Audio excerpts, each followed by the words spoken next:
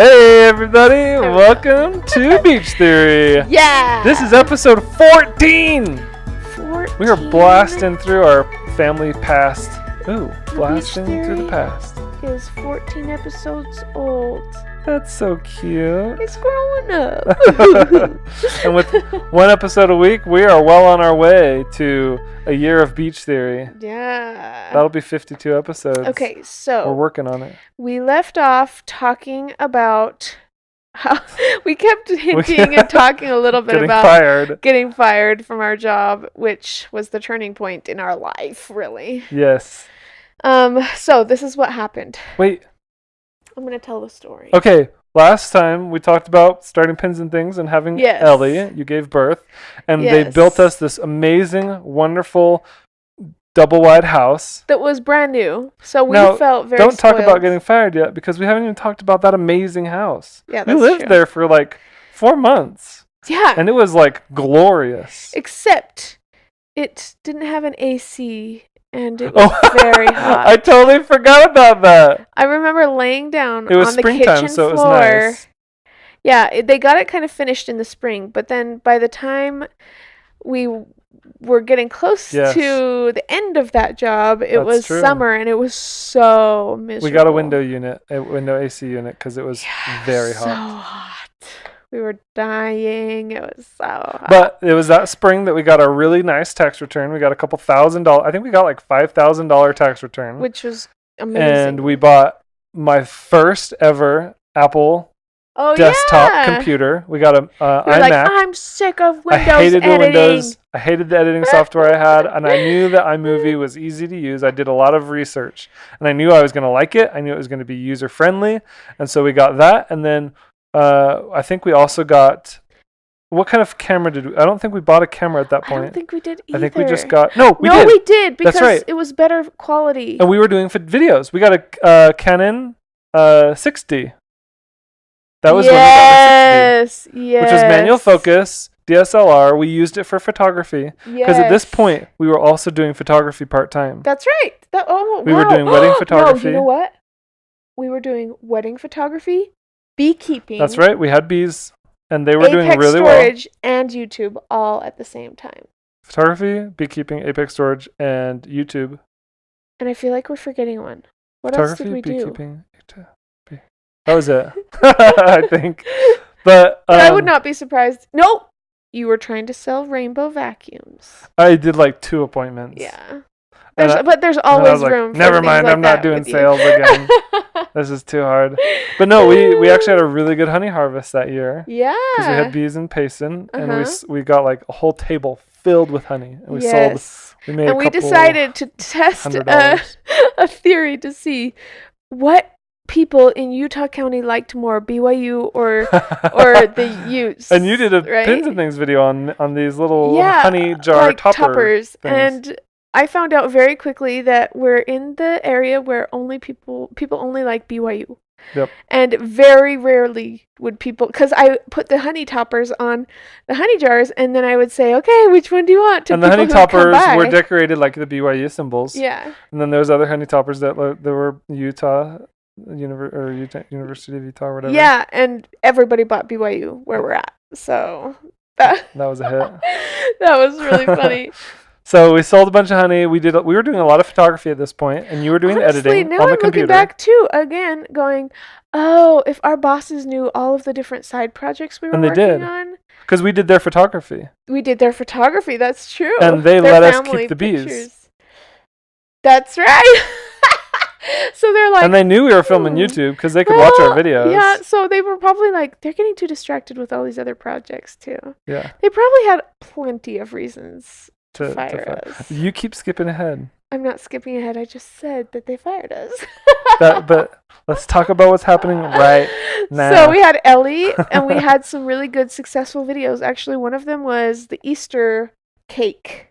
Yep, that was filmed with the new camera, new editing software, and I was in heaven. You were using all of those cliche sound effects on the Apple. I had good music library that I could use. Editing was so easy, and I taught myself, and it was like, oh my gosh, I was using the YouTube video editor on YouTube's website, and that was a pain. I was using Windows Movie Maker, and it was glitching like crazy all the time, and it was just like, oh, I died and gone to heaven. Yeah, it was so nice. When I got that Mac. Also, I loved it. I forgot something. We weren't going to originally call Pins and Things Pins and Things.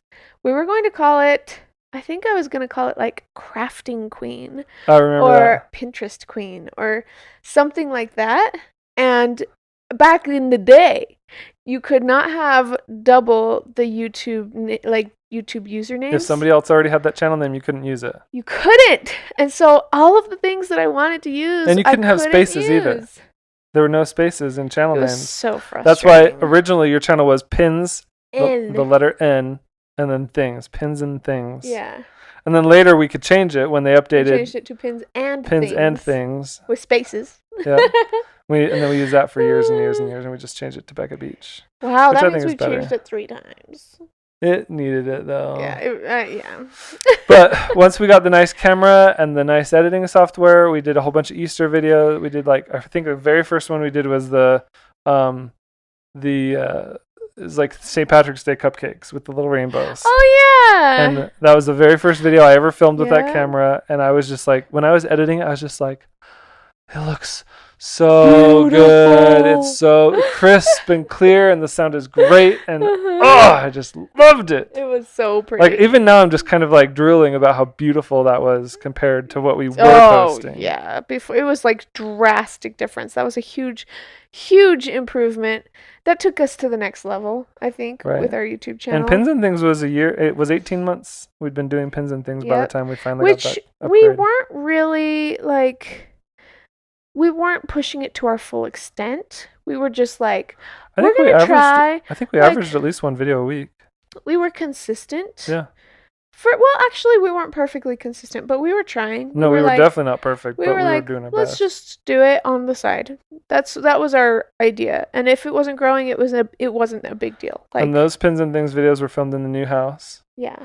And Ellie was a baby in the new house, and James and Corbin loved all the space in the new house. And we loved the new house. There was no yard; it was all gravel. That was hard. But then I fast forward, I think, to July, and that's about it. I mean, nothing else of interest happened. Yeah, I can't think of anything other than else. We loved that house, and we loved it. It had a front/living room, family room. Yeah. One big room, and then it was connected with the kitchen and dining room, and then there was a laundry room off of that, and one bedroom off one side, and then 2 bedrooms off the other. Yeah. And we were still vlogging in that house. And an office just for because we had Pins and Things, but we also had the vlogging channel. Yeah. Which is now called Treasure Family. But if you can go back on the archived videos of Treasure Family, you'll see old videos of our life at that point. In that house. Because we were filming a lot back then, not only on Pins and Things, but we were filming multiple videos a week on our vlogging channel. Let's just, I wanted to say, to begin with, people thought we were very crazy. Number one, this was still a day and age where people thought the internet was a very scary place to put your family. Don't put your kids on the internet. It was even weird because Facebook was kind of newish, and it was even weird to have you on the internet, like pictures of yourself. And the older people in our life were kind of like, what are you doing? You got to think about this. Don't be dumb. People are gonna find out where you live. They're gonna come kill you. Because you're on the internet for some reason. And you're gonna get stalkers, and they're gonna do this, and they're gonna do that, and it's gonna be crazy. And I was terrified at first, and I actually said a prayer, and I was like, "Is this right? I don't want to do this if it's wrong. I want to make sure that we're actually doing something that our family will be watched over and protected and not hurt." And I got an answer from Heavenly Father. It was like, "You'll be fine. Don't worry about that part. Just keep doing it." Yeah. So I was like, okay. Whew. So we both felt really good about it. Yeah. We felt like it was the right thing to do. We wouldn't have done it if it was like an absolute, no, don't do this. This is bad. We just wouldn't have done it. But it felt right, so we did. And I think at this point, after we got the nicer camera equipment, after you had Ellie, we've been doing Pins and Things for a year and a half. I think we were making like $100 a month on YouTube, or maybe even a little bit more. We saw giant potential with it. We were like, okay, this is real. It was picking up because your birth video did really well in November, and I remember it was definitely picking up and we were getting momentum, and we were like, oh wow, like this is actually so happening. we go down to my family's house for the 4th of July. Mm-hmm. And we had a great 4th of July. We filmed some funny videos. What did we film? We filmed the genie skit with Jared. Oh! With this genie in a bottle. We put smoke bombs in the bottle so smoke would come out. Will you be able to find that and put it in this video? I think I still have that as one of our like unused video files. But then we never posted that video because of what happened next. The very next day, Michael, you were gone. I went to a baptism for my sister, Hannah. That's right. You remember when you got the news because you remember where you were and everything. I remember where I was. It's like, people say, where were you during, when 9/11? What were you? Oh, I was at school or whatever. Yeah. Well, where were you when you got the news? I didn't mean to laugh about that. I'm just laughing that. It's just funny that we both remember so well. I remember exactly where I was. Cody's like off screen laughing hysterically. Cody, don't laugh. I had a nightmare once.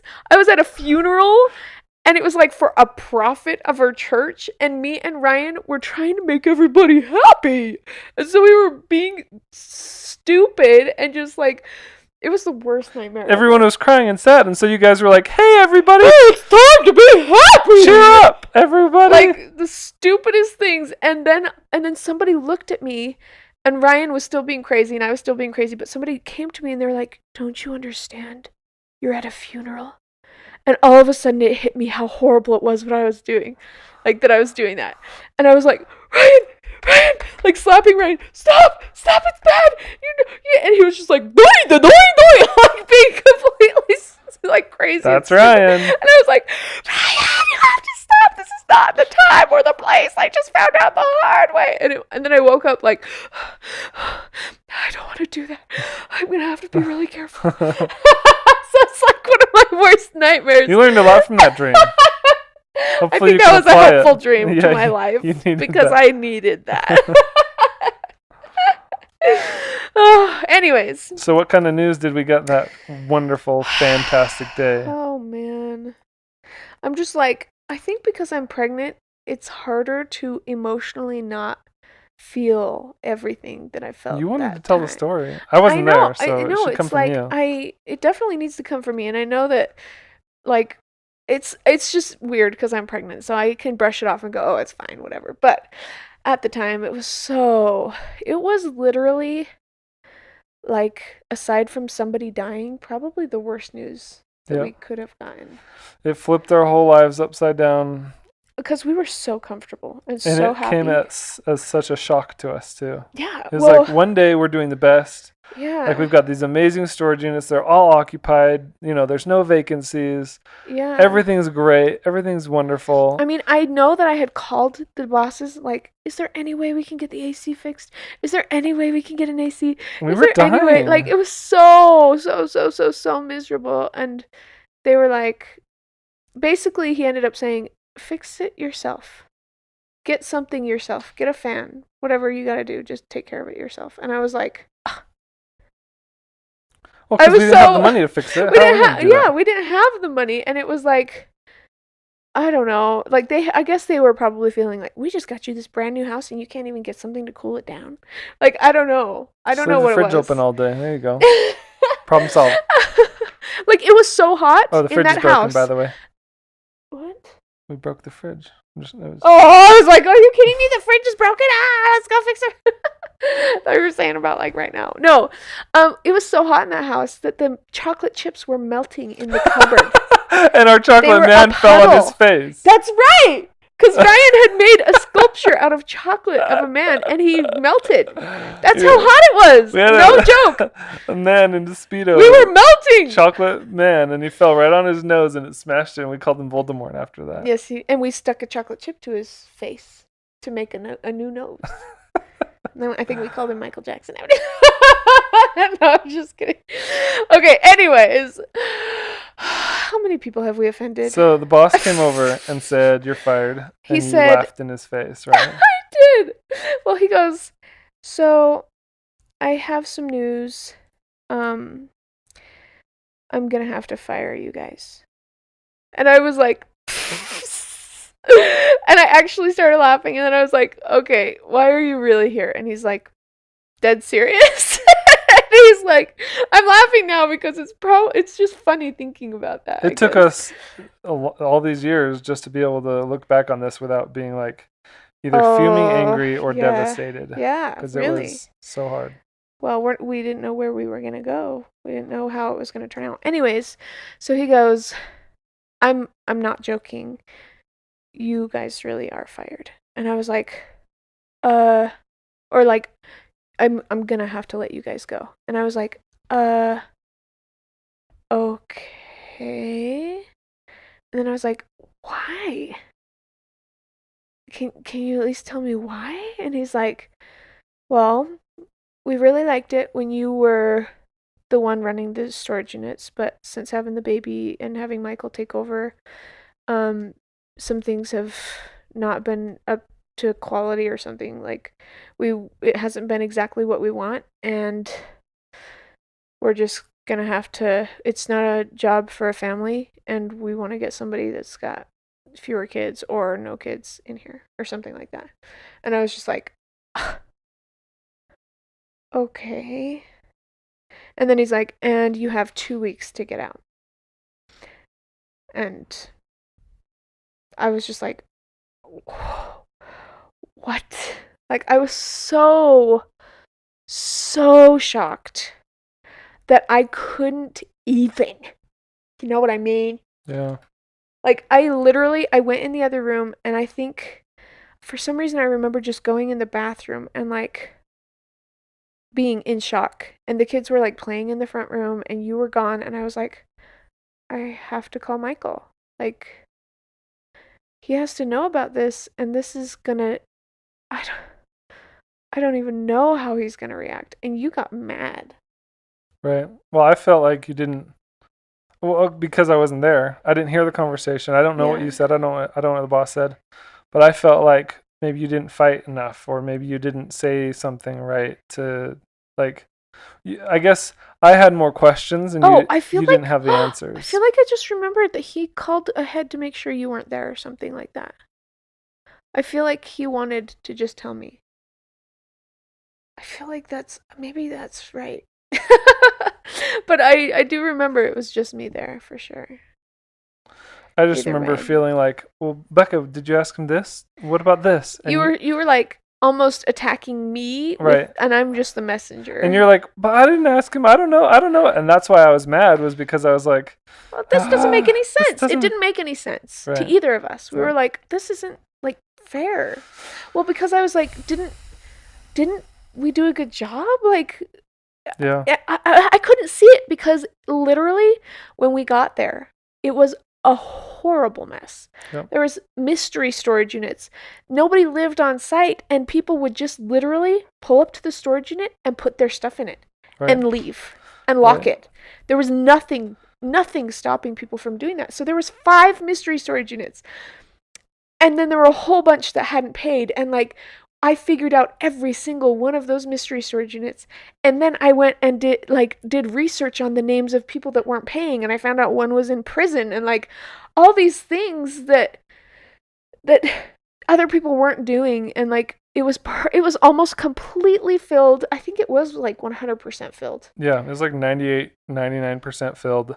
Everybody was paid on time. It was like, I think it was one unit going to auction, but that's not our fault, you know? Yeah. And it wasn't bad. We were going through the process. It was so crazy. And then, like, I don't know. It didn't make any sense. So we were both very frustrated and not angry. I wasn't angry. I was just, like, in shock. What frustrated me the most was, like, literally one day we thought everything was perfect. Yeah. Like, the owners would come over and they would walk around and they would talk to us and they'd smile and they'd be nice and they'd hand us a $20 bill and say, you guys are doing best.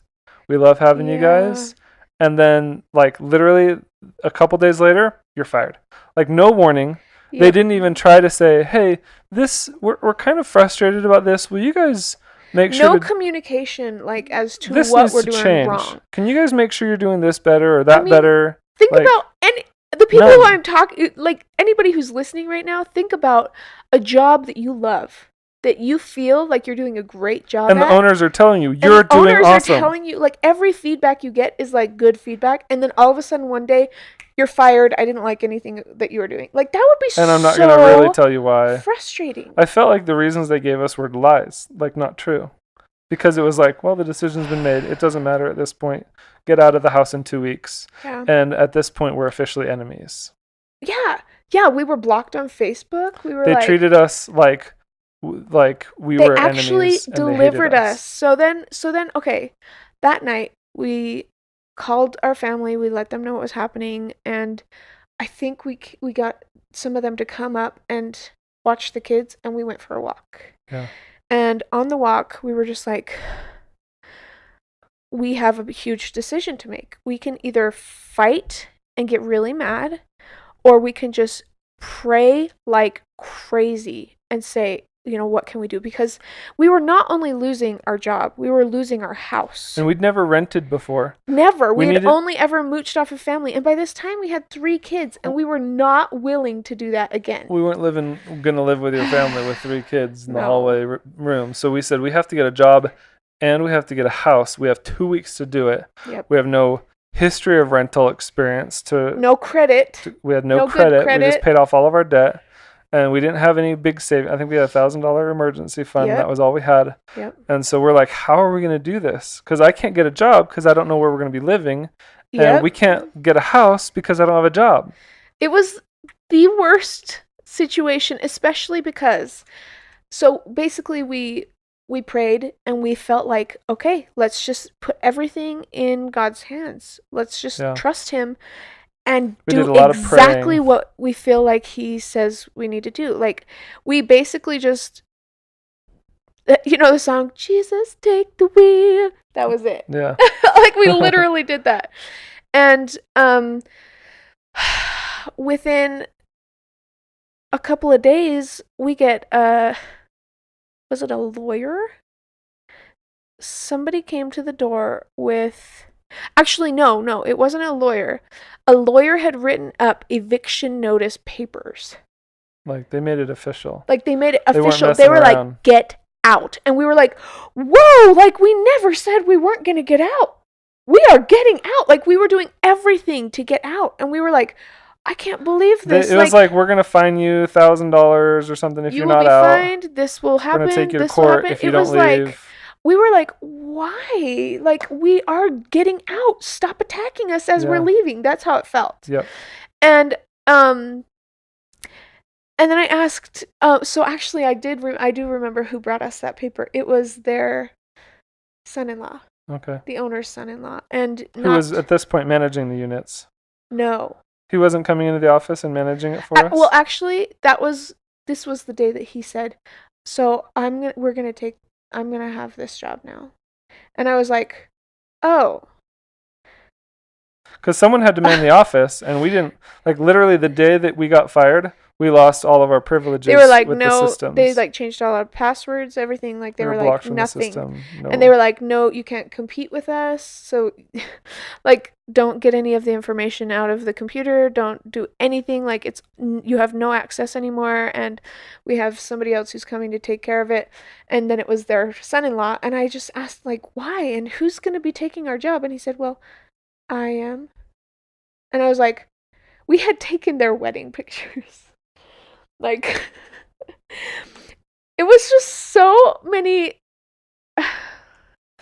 slaps in the face, it felt like. It was like, wait, what? Like, I was so blown away how these people could be our friends one day and then our complete enemies the next. Without warning. Any we weren't provoking anything. No idea why. We were just like, what?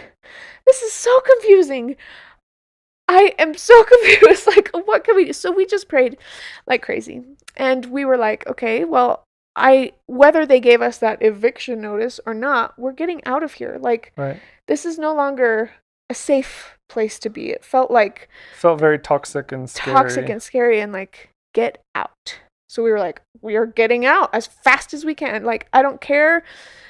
And then they were like, but you guys can keep the storage units if you want them. And we're like, no. We're like, no, we are gone and we want nothing to do with you. We never want to see your face. Because they had given us a few storage units to like keep our stuff in, and we were like, oh man, this is hard to talk about. I feel like this is one of the worst ones, just because it was such a hard, dark, scary time in our life. At least it wasn't dark or scary between us. Right. Like, I think it brought us closer together. And we prayed a lot, like you said. And it brought us closer to Heavenly Father. So I think it was days before. So we had just prayed, and we started looking at rentals, and we started looking at jobs. He was looking at jobs while I was looking at rentals with my mom and dad. And I had to have them co-sign on stuff if I was going to do anything, because... Did they co-sign? They did. I didn't know that. Yep. I forgot that. So we found a house, and it was a rental, and it was... $1,000 a month. $1,000 a month, which was huge for us. That was a big very house. Expensive. It was like 2,000 square feet. Yeah, it was something like that. But it was like on a hill, and it was... Had a big yard. It had a huge yard full of spiky plants. It had apple trees. It was really nice. It was like, but it was a ghetto house, like a ghetto house, kind old, of broken down. Had dog hair all no dishwasher. over it. A cat was living in it, and we found that out 2 weeks after we moved in. There was a cat living in our basement. It terrified us. After we started finding poop everywhere, we were like, "What is going on?" And it was a feral cat. It was scary. By the time we had to call the owner of the house to come help get it out. But anyways. That's jumping ahead. Was I accepted to the job before we got the house? So I think it happened on the same day. I remember it happening really fast. It was like we were a week after. So we had 1 week left to get out. We had, because they gave us 2 weeks. We were 1 week in where we found a house and a job within a week. Yeah. And it was like on the same day. And we had talked to this owner, and we were like, please, we really need to get in here. This is our situation. We have an emergency fund. Like, we are ready to pay. And they're like, okay, but you're going to have to co-sign with someone because we can't trust that you're going to do this. Because you have no rental history or anything. And you're unemployed. So we were like, okay, whatever we have to do. So we got my parents to co-sign, and Michael got his job, and we got a house. And 2 days, I'm like so proud of this. 2 days before that 2 weeks was up, we were out. Everything gone. Yep. And with 2 days to spare. With 2 days to spare. And we just, I think that it could have gone better. I guess looking back, if I was the owner, I would have been nicer. I would have probably given a little bit more time. Right. It was hard on us. That was really, really difficult on us. And it was so hostile all of a sudden that we had no... Even if we would have said, hey, this isn't quite working for us, is there any way that we can get 2 more weeks or anything? Like, they would have been like, get the cops. Like, it was so scary. Yeah. So the crazy part is, we moved into this great ward, our church, like with our church, and like we had a house that we were paying for by ourselves. We had a great job, and all of a sudden it had forced us to get into a much better situation. So the job I got was working at a place called Frontier Communications. Yeah. And just a call center. It was a call center, and I was making, I think, $12 an hour. Yep. And that to me, was amazing. Uh-huh. Like absolutely amazing wages. Yeah. And I was doing tech support for QuickBooks Online. So customers would call in and say, hey, I'm having this problem, and I'd help them fix it. Yeah. And like, I think I did really good at that job. Oh yeah, you loved it. Like, and it was a good job. We moved into that house, and it was comfortable, and it fit us, and we were doing what I had wanted to do from the very, very beginning. Have a really good job, have a really good house. Yeah. Like, it was the life that you'd always wanted. I had always wanted. That we've and never I kind had. Of expected. We had 3 kids, and now for the first time in our life, we were renting a house and working a real full-time. House. Not like not a trailer, job. Right? Or renting from family. And even though it was like we went through a very hard, traumatic experience, after we got moved in and settled in, things were better. It was better, but we were very bitter. We were very bitter, and we couldn't talk about it. That storage unit. I think we stopped vlogging. Like we quit vlogging. Well, it was traumatic, and we had to use up all of our emergency fund to get to that point. And we got and then we started to get into debt because we had to in order to get just to survive to get to that point. Till our first paycheck started coming in. And you know what's funny about that? I felt okay about that debt, and I've never felt okay about debt. Yeah. But I felt okay because I think I deep down knew that YouTube would be okay. Yeah. Like YouTube would be successful. And so, thanks. You're talking over here. You're right. I'm talking to your face because I want to talk to you. No, I remember being stressed from that debt, especially when you bought I was stressed, but at the same time, solar panel generator. I know. That we didn't need. Well, it was. I felt like it was the right thing at the time, and I prayed about it. And I felt like it was the right thing. It's kind of a trust in Heavenly Father thing. Well, we racked up, I think, like $8,000 in debt pretty quick, and it wasn't until just recently when we paid it all off, just last year. Yep. And this was back in 2013? No, 2014. Yes. No. Yes. This is 2014. July of 2014 is when all this happened. So Pins and Things was almost 2 years old. Well, I guess it shook our lives up enough for us to take a real good look at it and go, okay, what do we actually want in life? What do we actually need in life? And what's it going to take? We needed a house. We needed a job. And I was overweight because I had Ellie a few months before. She was a baby, but I still felt like too overweight. I felt like this wasn't me, and I was unhealthy. And I was like... How many months before did you say? Because this is July now, so this is like 7 months. Yeah, she was old enough that she was old enough that I was like, I know that I can do better. Yeah. I know that I need to do better. But you were living your dream being a stay-at-home mom at that point. Yeah, and I didn't have to answer any doorbells, interrupting any poopy diapers, or that was so nice for you. Nursing or anything. It was so great. And every day I'd come home from work, because I got home at a good hour, and we'd film a video in the evening, like a not a vlog yet, but just like we try to film a Pins and Things, or on the Saturdays, we'd spend all day Saturday. Went, what is making us money? What is actually growing? I think Pins and Things was like at 20,000 subscribers, or like 10. No, it was below 10,000 subscribers. Okay. It was making us, I think, because of we got the better camera, better editing software. We were doing better. I think we were making like $200 a month. And so we were like feeling really good about that. And once things kind of settled down after moving into that house and getting the new job and breaking away from the storage units, we sat down and we had a talk, and we were like, I think we need to take YouTube really seriously. Yep. I think it will be successful. Like we really felt like it will be successful, and we need to take it seriously, and we've got to put as much effort as we can into it. And so that's when we started filming 2 or 3 videos every Saturday. Yep. We were posting every Tuesday and Saturday.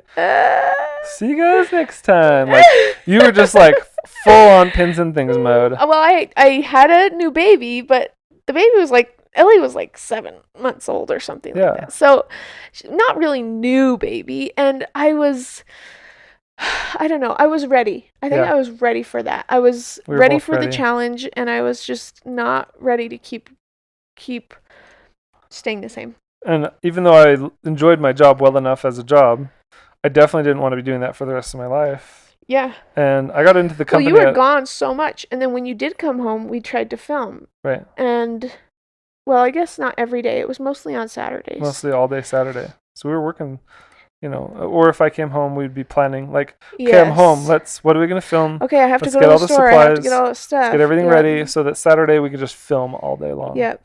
And then, we got a cool opportunity. Actually, no, before that. That's it.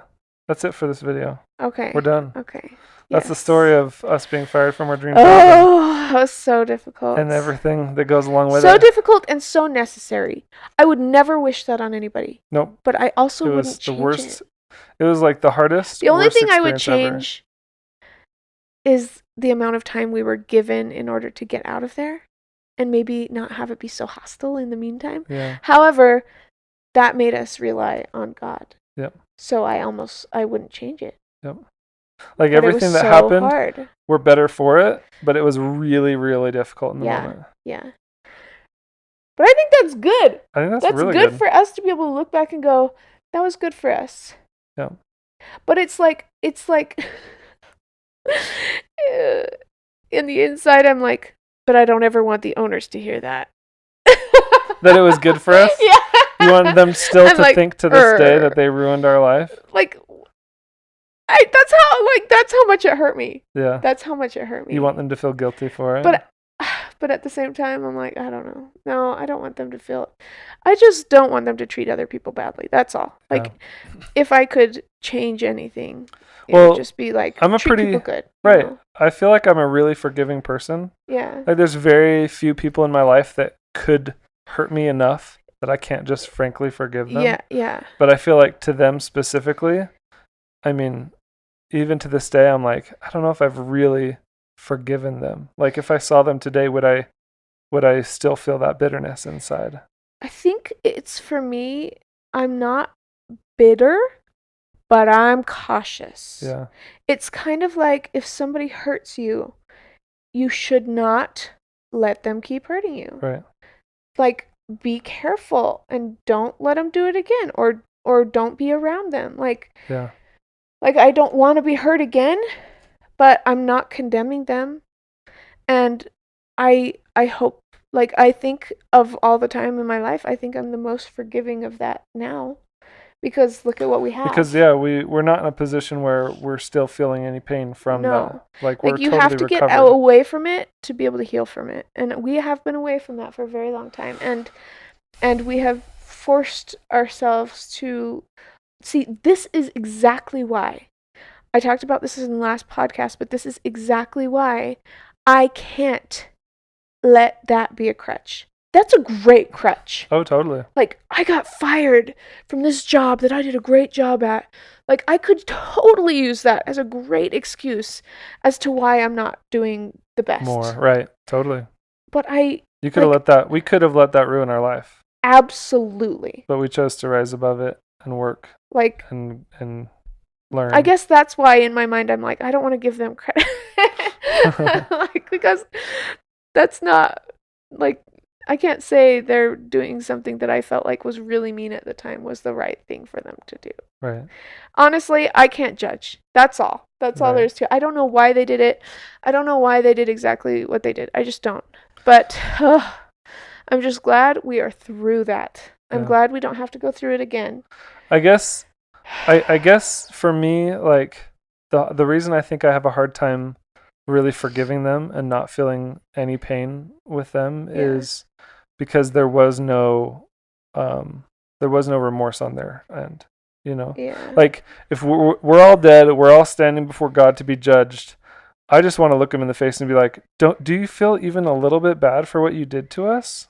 Like, do you even realize? Do you even care, or are you just so callous and uncaring that it doesn't even matter to you, that we're just a pawn that you step on and don't think twice about it? You know? We had learned later that we weren't the only ones that had been treated that way. Other people had been treated that way too. I don't remember that. But not to the extent I think we were. It was kind of like, if you ever get fired, you get blocked on Facebook, you get this, you get that, you know, like, it was kind of routine. That was just their pattern.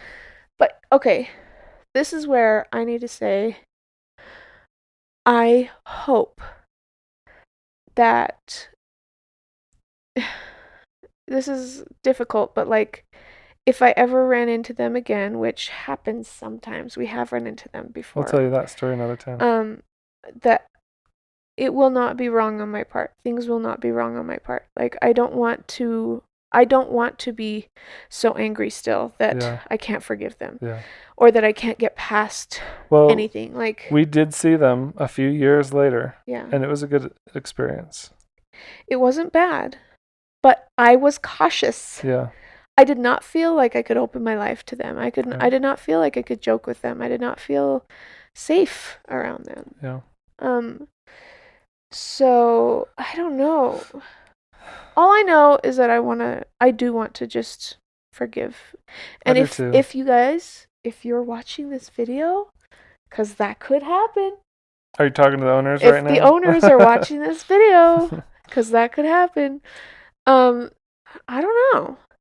You know what I would probably want is to just like talk about it. But you know what? Also, thank you for the opportunity.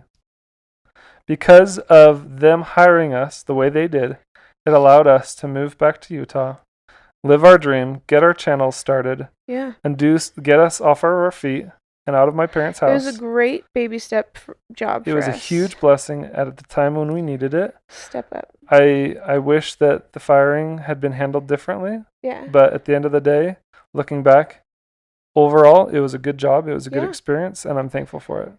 And I just want to say, we wouldn't say this. We're not saying this just because the camera's on. Like, no. Like, if anything, I feel like I'm being more critical because the camera's on so that I can try and express to you how horrible it was at the time. Like, almost not exaggerating, but just like really tapping into those old feelings that we've had with that. Yeah. So that you guys can kind of feel what we went through too. But if I was just talking with Michael, this would be old news. Yeah. And I think we're both at a point where we want to move forward and just... And I think we have. Oh, I think we definitely have. Like, this is not something we think about all the time. No. This is not something we focus on. It was for a long time, but not anymore. No, because we have so many other things to worry about. This is not something we worry about or think about or talk about. That's 5 years ago almost. Yeah. So. But if you go back in some of the old beach house videos, you can see us. There's one that we were crying in the thumbnail, both of us. Or I had a big red puffy face. Because we've talked about this story. Because we were talking about this thing. And it was still fresh. And back fresh. then, it was very fresh and very upsetting. That's and so you could, if you went back and compared that to this. Because we told the whole story. See, we told the story before. You would see how much we've actually come. We've how healed a far lot. We've come. We've healed a lot of healing and improvement there. Yeah. So. Anyways. That's it for today.